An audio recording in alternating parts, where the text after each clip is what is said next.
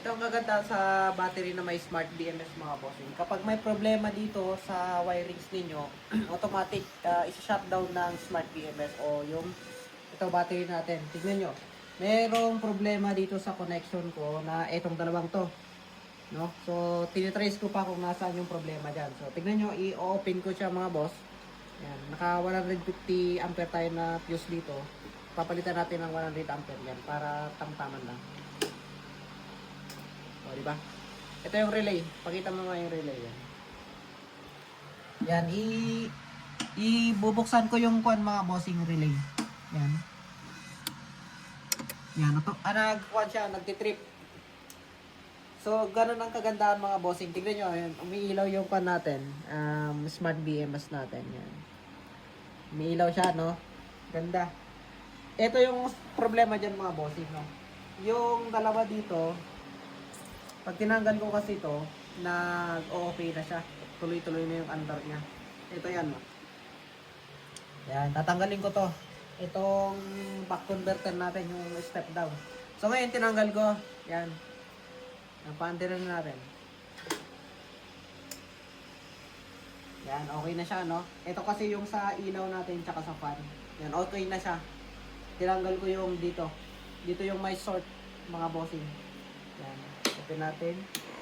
Hindi ko pa siya nalagyan ng ilaw. Yan, gumagana. Hindi nagbi-blink yung protection dito ng battery. Yan. Ang ganda na itong battery na to. Yan, patay natin. Yan, ulitin ko. Lagay ko muna siya dito. Ito yung merong sort eh. Yan. Bubuhayin natin.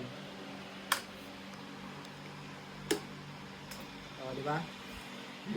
Tapos iilaw siya doon. Yung protection niya. Yan, iilaw yan. Yan ang kagandahan mga bossing. Kapag naka-smart PMS yung battery mo. Pwede mo makita yan sa application yung bawat cells kung may karga pa or puno pa.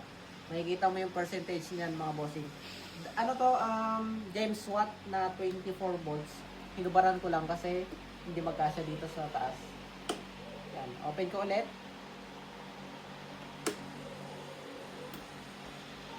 Yan, nagtitrip siya. Tsaka pag tinester siya dito mga bossing, tignan mo.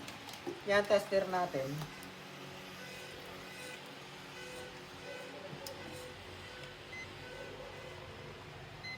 Yan, DC.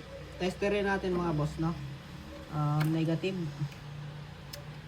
Positive. Buksan mo yun mamaya. Yan, sige. Sige, pindutin mo yung ano. Yan. Yan, 26, 15, yan. Down siya mga bossing. Ibig sabihin, namamatay mismo nung smart BMS natin. Galing. Nagtitrip siya kapag may problema. Ngayon tatanggalin ko ulit yung problema. No? Yan.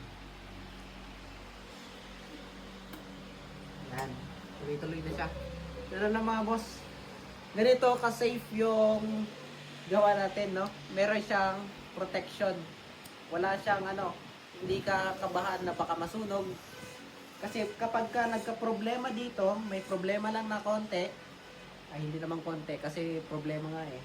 Nagtitrip nga yung battery. So hindi siya konti. So pagka may nag-sort dito mga bossing, automatic mag-shutdown yung battery natin. Hindi may iwasan nating masunog yung ating project, no? Galing. Okay.